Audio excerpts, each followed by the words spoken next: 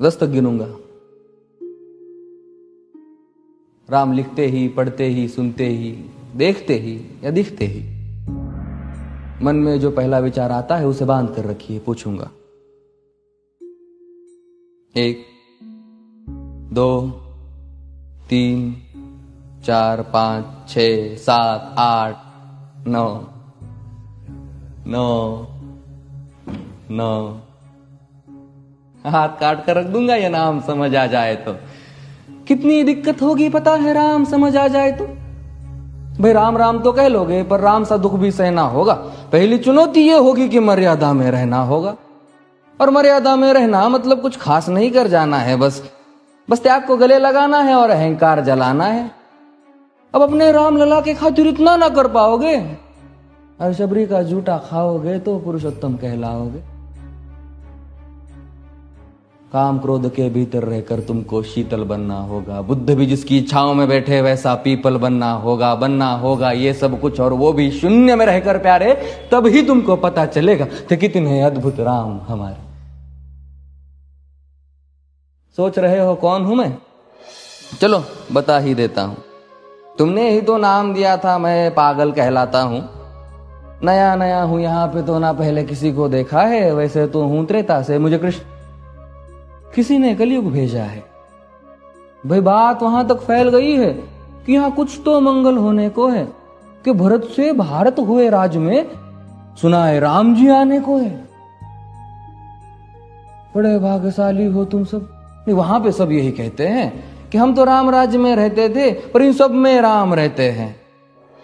यानी तुम सब में राम का अंश छुपा है। नहीं मतलब वो तुम में आते हैं रहने। सच है या फिर गलत खबर? अगर सच्ची है तो क्या कहने। तो सबको राम पता ही होगा, घर के बड़ों ने बताया होगा। तो बताओ फिर कि क्या है राम। बताओ फिर कि क्या है राम। बताओ। अरे पता है तुमको क्या है राम?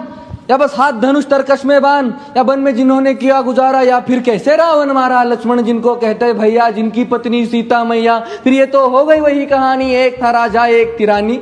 क्या सच में तुमको राम पता है? या वो भी आकर हम बताए? बड़े दिनों से हूं यहां पर, सब कुछ देख रहा हूं कब से। प्रभु से मिलने आया था मैं, उन्हें छोड़कर मिला हूं सबसे। एक बात कहूं अगर बुरा ना मानो, नहीं तुम तुरंत ही क्रोधित हो जाते हो। पूरी बात तो सुनते भी नहीं, सीधे घर पर आ जाते हो। ये तुम लोगों के नाम जपो में पहले सा आराम नहीं। ये तुम लोगों के नाम जपो में पहले सा आराम नहीं। इस जबरदस्ती के जय श्री राम में सब कुछ है, बस राम नहीं। ये राजनीति का दाया बाया जितना मर्जी खेलो तुम। दाया बाया, अरे दाया बाया ये तुम्हारी वर्तमान प्रादेशिक भाषा में क्या कहते हो उसे? हाँ वो लेफ्ट एंड राइट। ये राजनीति का दाया बाया जितना मर्जी खेलो तुम चेतावनी को, लेकिन मेरी अपने जहन में डालो तुम। निजी स्वार्थ के खातिर अगर कोई राम नाम को गाता हो तो खबरदार अगर जुर्रत की और मेरे राम को बांटा तो। भारत भू का कवि हूं मैं, तभी निडर हो कहता हूं राम है मेरी हर रचना में, मैं बजरंग में रहता हूं। भारत की नींव है कविताएं और सत्य हमारी बातों में, तभी कलम हमारी तीखी और साहित्य हमारे हाथों में। तो सोच समझ कर राम कहो तुम। ये बस आतिश का नारा नहीं, जब तक राम हृदय में नहीं तुमने राम पुकारा नहीं। राम कृष्ण की प्रतिभा पर पहले भी खड़े सवाल हुए। ये लंका और ये कुरुक्षेत्र यूं ही नहीं थे लाल हुए। अरे प्रसन्न हंसना भी है और पल पल रोना भी है राम। सब कुछ पाना भी है और सब पाकर खोना भी है राम। ब्रह्मा जी के कुल से होकर जो जंगल में सोए हो, जो अपनी जीत का हर्ष छोड़ रावण की मौत पे रोए हो। शिव जी जिनकी सेवा खातिर मारुत रूप में आ जाए, शेष नाग खुद लक्ष्मण बनकर जिनके रक्षक हो जाए। और तुम लोभ क्रोध अहंकार छल कपट सीने से लगाकर सो जाओगे तो कैसे भक्त बनोगे उनके, कैसे राम समझ पाओगे?